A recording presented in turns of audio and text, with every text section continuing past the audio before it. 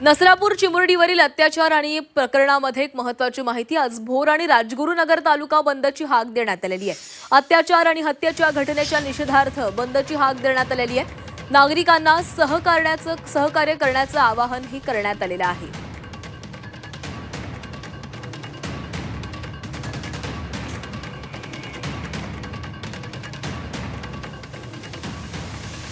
आणि या संदर्भात अधिक बोलणार आहोत। आमचे प्रतिनिधी निलेश खरमरे आपल्यासोबत जोडले गेलेले आहेत। निलेश, नसरापूरमधील या घटनेचे पडसाद आपल्याला पुण्यामध्ये देखील पडलेले पाहायला मिळत आहेत। संपूर्ण पुण्यामध्येच खरं तर हे पडसाद उमटलेले आहेत। नवले पुलावर तीव्रपणे आंदोलन करण्यात आलेलं होतं आणि आज भोर आणि राजगुरुनगर तालुका बंदची हाकही देण्यात आलेली आहे।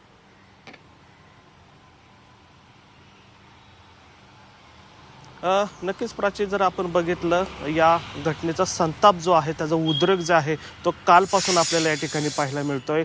पहिल्या म्हणजे घटनेच्या पहिल्याच दिवशी या ठिकाणी नसरापूर जे आहे भोर तालुक्यातील त्या ठिकाणी गावकऱ्यांनी रस्ता रोको केला होता। तर काल ज्यावेळेस त्या चिमुकल्याचा मृतदेह ताब्यात घेण्यात आला होता PM केल्यानंतर, त्यानंतर संपूर्ण पुणेकर असतील त्यांनी सुद्धा रस्ता रोको करत नवरे ब्रिज आहे ते पूर्णपणे ठप्प केला होता।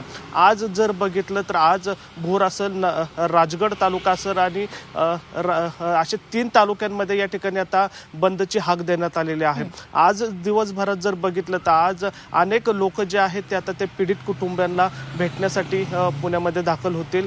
मनोज जरांगे असतील, रोहित पवार असतील, सुप्रिया सुळे असतील किंवा नीलम गोरे या सुद्धा दाखल होणार आहेत। महत्त्वाचं म्हणजे राज्याचे उपमुख्यमंत्री एकनाथ शिंदे सुद्धा आज दुपारी पीडित कुटुंबियांना भेटा येणार आहेत। मात्र काल म्हणजे 2 दिवस जर आपण बघितलं तर महाराष्ट्रासह पुण्यामध्ये या घटनेनंतर संपूर्ण तीव्र पडसाद उमटलेले आपल्याला पाहायला मिळते। अर्थात ती घटना सुद्धा तशीच आपल्याला पाहायला मिळत होती। मात्र जो आरोपी आहे त्या आरोपीला आता फास्ट ट्रॅक कोर्टावर त्याचा खटला चालू केला पाहिजे आणि या मागणीसाठी काल हा उद्रेक आपल्याला पाहायला मिळाला। नंतर पोलीस यंत्रणेने काल त्यांना लेखी सुद्धा दिलेला आहे की हा जो तपास आहे तो आम्ही साधारण 10 ते 12 दिवसांमध्ये ह्याचा सगळ्या घटनेची चौकशी करून चार्जशीट जी आहे ती दाखल केलं जाईल आणि वेगळं कोर्ट जे आहे म्हणजे फास्ट ट्रॅक कोर्टावर हे प्रकरण घेऊन त्याला फाशीपर्यंत कसं नेता येईल याचे पुरावे जे आहेत ते त्या 10 ते 12 दिवसांमध्ये गोळा केले जातील आणि त्याचा जे पाठीमागची जी हिस्ट्री आहे म्हणजे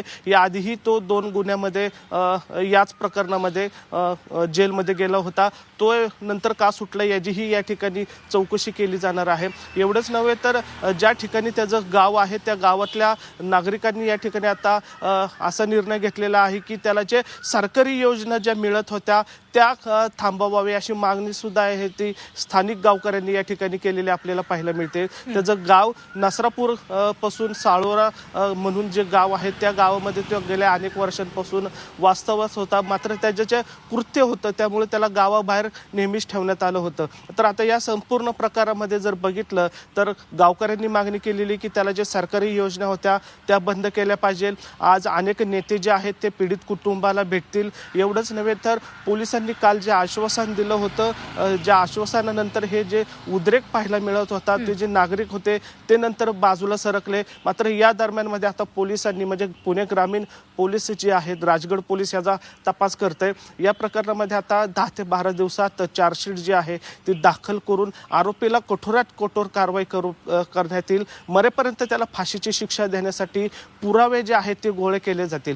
काल इन कॅमेरा त्या चिमुकलीचं पोस्टमॉर्टम करण्यात आलं होतं आणि त्यातले जे काही पुरावे जे आहेत ते आता फॉरेन्सिक लॅब असतील किंवा जी तपास यंत्रणा जी आहे त्यांना देण्यात आलेली आहे। संपूर्ण जर प्रकार बघितला तर या प्रकरणामध्ये आता फास्ट ट्रॅक आणि वेगाने तपास केला जाईल असं पोलिसांचं म्हणणं आहे। त्यासाठी एक वेगळं पथक सुद्धा या ठिकाणी तैनात केलेलं आपल्याला पाहायला मिळतंय। एवढंच नव्हे तर जे शक्ती कायदा आहे त्या शक्ती कायदा तात्काळ लागू करून या प्रकरणामध्ये जो आरोपी आहे भीमराव कांबळे त्याला कशा पद्धतीने कठोर कारवाई होईल हेही सुद्धा या ठिकाणी बघितलं जाणार आहे, जेणेकरून भविष्यात अशा घटना ज्या आहेत ते घडू नयेत आणि जर घडली तर त्याला कायद्याचा धाक असला पाहिजे अशी भूमिका जी आहे ती आता सरकार घेण्याची शक्यता या ठिकाणी निर्माण झालेली आहे। मात्र आज जर दिवस जर बघितलं तर याचे पडतास आज 3ऱ्या दिवशीही उमटण्याची शक्यता आहे।